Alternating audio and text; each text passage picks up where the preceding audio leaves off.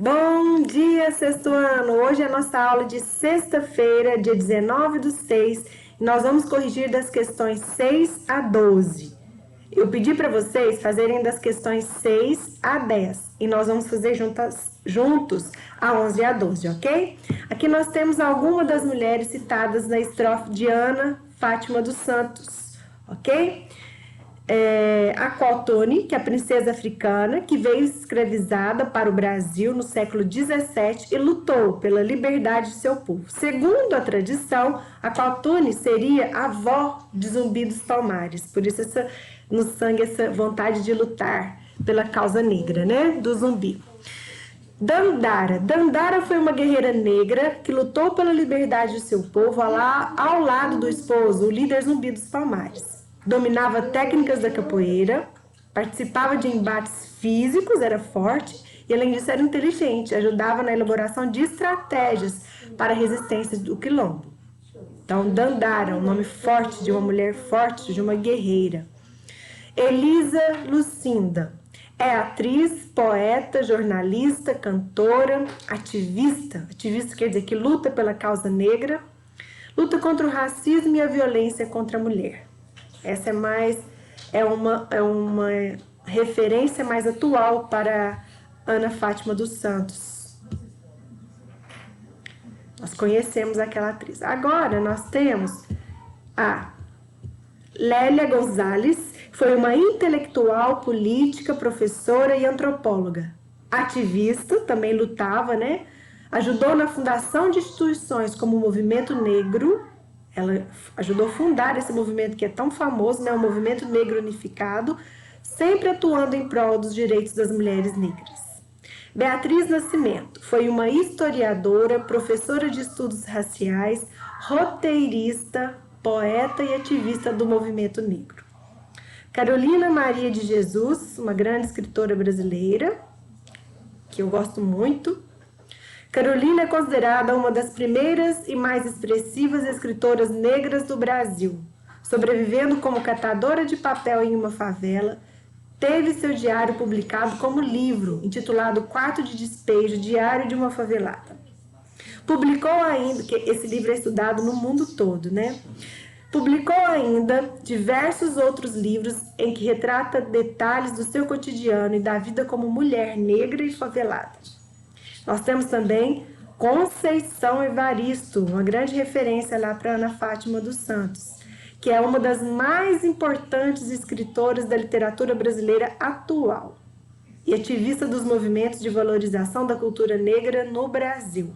Seus textos trazem profundas reflexões sobre o racismo e sobre a solidão das mulheres negras. Muito estudada Conceição Evaristo.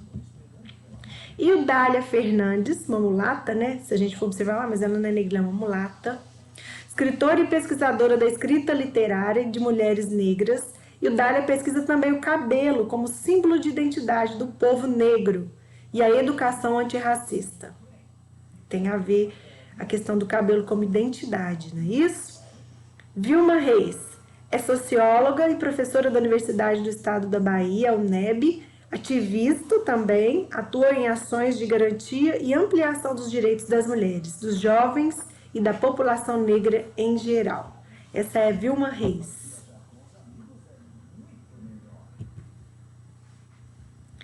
Na número 6, me teletransportei para a direita.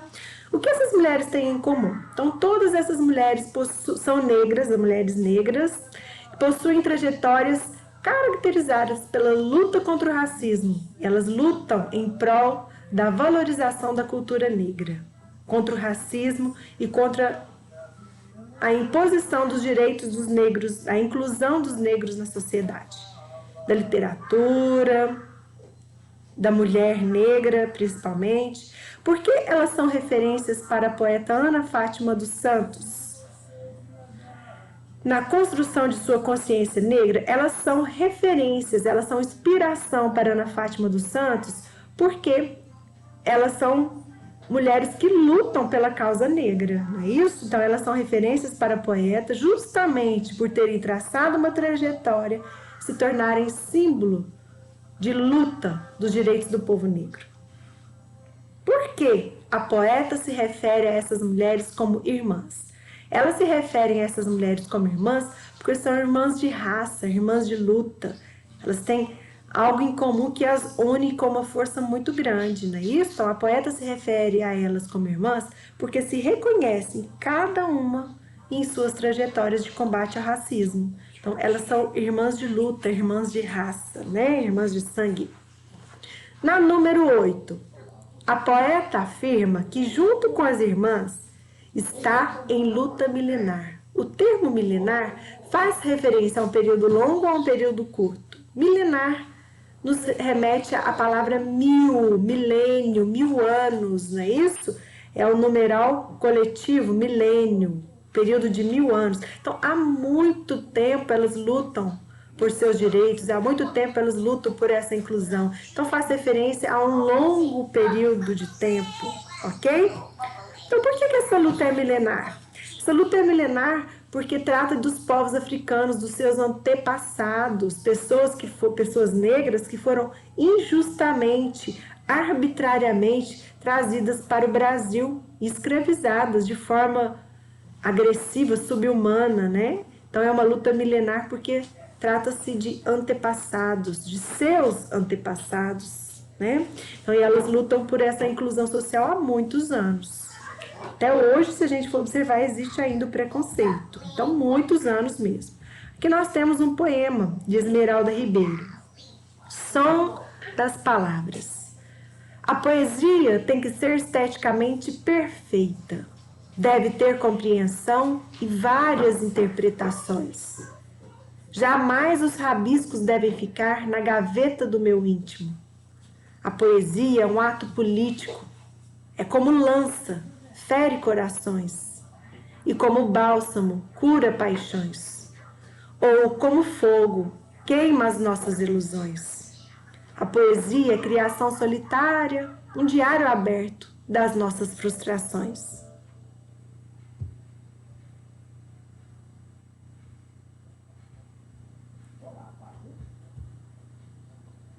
Aumentei aqui só um minutinho. Vou me teletransportar. Sem fragrância nas palavras, não há o que colher, não há o que ofertar. No meu jardim, as flores poesias estão sempre secas. Regamos os jardins dos outros e das outras.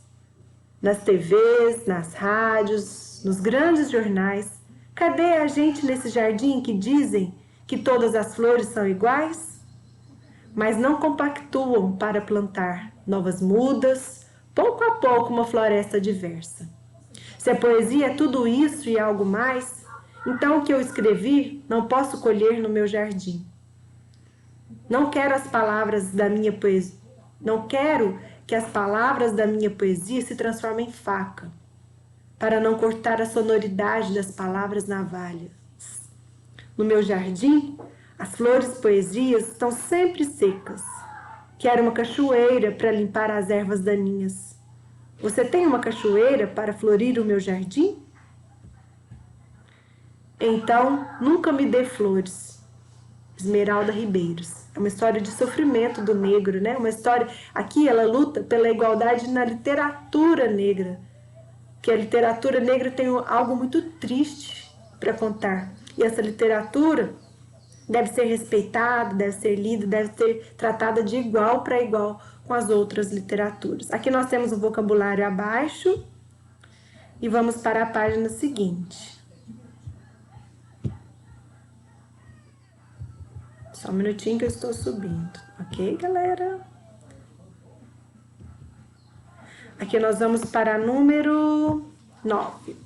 O assunto principal do poema de Esmeralda Ribeiro é a luta para exigir que seus direitos sejam devolvidos e que a sociedade brasileira seja mais justa e mais inclusiva. Ela não fala claramente sobre direitos, sobre luta.